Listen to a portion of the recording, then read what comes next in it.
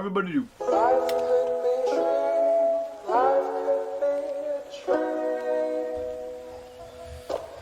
Now I've been thinking recently about what makes a good Lego mock, and it comes down normally to what parts you use and what techniques you use. But you need feelings, you need mood, you need all this in there. Yeah, but that doesn't really fit with the flow of this video, so just shut up. All over YouTube, you've seen illegal Lego techniques, but if parts are half the battle, then there's gotta be some criminal parts alternative, right? Oh yeah, there definitely is. Have you ever gotten a set with a piece that looks like this? It's called a sprue, and you're normally supposed to throw it away, but what if we save it and use it in builds? Sprues are pieces that are used to assist the molding process. I found that the ones used for the wands are really great when it comes to making things like candles or chairs, and I'm sure you can come up with some other great ideas as well.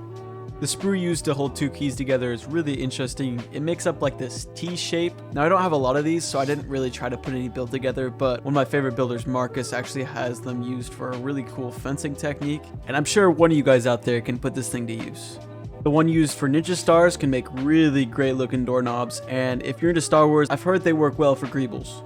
My favorite sprue of all time has to be this green one. It surrounds this plant piece. Stay tuned in the video because I'm going to be using the heck out of this piece later, but if you want some proof for why I like it so much, here it is.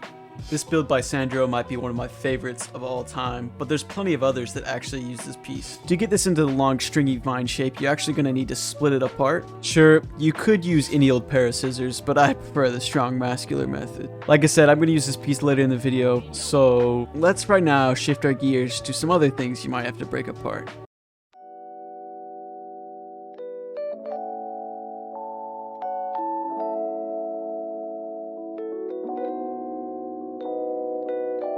Listen, I know how this looks, but all I'm doing here right now is the good old process of reduce, reuse, and recycle.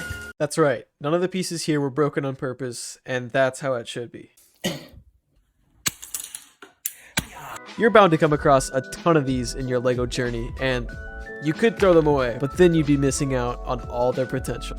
This plant piece, for example, breaks all the time, but their separated leaf pieces can be used in all sorts of builds. They basically fit into anything that a mini pin can, so you can put them into nipple plates and use them as like mini scale trees, and they definitely fit into this guy's hat. This is some sport thing, I don't know. If you've built as many trees as I have, you might realize that some of your leaves are giving out on you. This isn't ideal, but we work with what we got, and what we got is quite interesting. The quickest thing that comes to mind is you can use it for a stud reversal, but I'm sure there's way more potential I haven't touched here. So if this ever happens to you guys, I want to see what you can pull together. And then everybody knows that reddish brown parts break.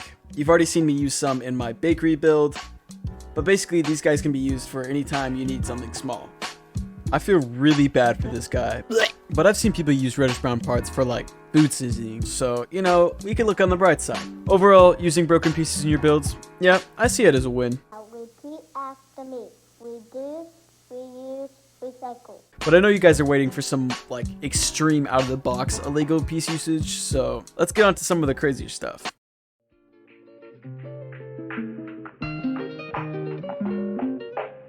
You may have thought some of the last parts were trash, but no, I'm talking straight garbage now. These Lego parts, you can't see, but like I'm doing the air quotes with my fingers, are really pushing the lines here. Like, can you call these Lego pieces? This is like that one kid in grade school that would poke you all the time and be like, oh, technically I'm not touching you. There's space between the atoms. But they are produced by Lego, so, you know, I'm gonna sneak them into a few builds. Yeah, that's basically it. Just this guy chilling with his trash. Because these plastic bags are so reflective, they work really well for water scenes. Here's two that other people built, and you should definitely go check them out. I think there's a lot of untapped potential here, and so I've been collecting some of the smaller sized bags myself. Here's another example of some illegal Lego water, but in this case, it's actually using cardboard. This was a piece from this old Halloween accessory pack. I couldn't get a good close-up of this card, but you can basically see it in the back of this set. And it seems to me like he laid down like 4 or 5 of these, and it just makes the perfect water effect. By this point, I'm just like naming off other people's builds, and that's mainly because BrickNerd made me just a perfect article for this section. So go check out the article if you are tired of listening to me talk. But for some last mentions, we have this fun usage of the cape holders. And this is done by Inter. They work well for any type of industrial packaging feel. And then Little John created this like full encompassing build of all different types of trash. Oh, I love trash. You know, we got lots of cardboard boxes. We got the instructions here. He uses stickers for the sign. Stickers are really cool because they can make decals on your figs, but also they have adhesive, which means that they open the floodgates for all sorts of crazy connections. I've heard rumors that the bars on this carriage were actually connected with a sticker, and so, you know, crazy possibilities here. Now that I've showed you all the pieces and I've showed a lot of other people's builds, I think it's time that I actually build something of my very own.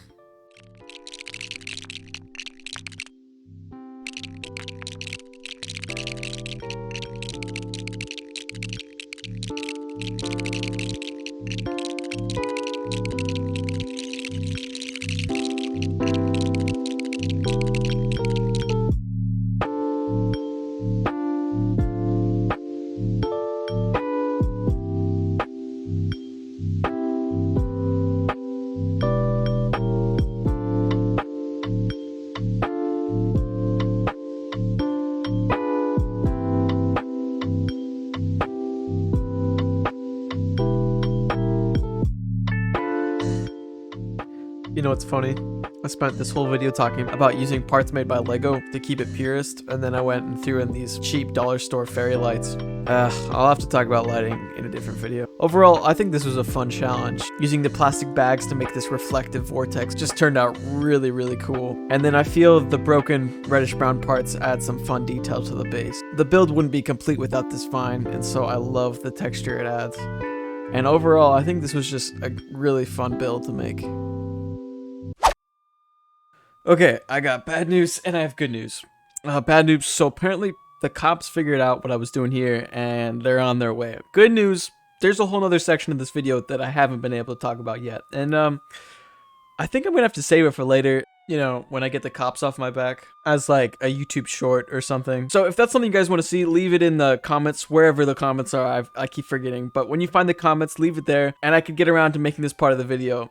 It's been a blast, guys. I hope they don't shoot.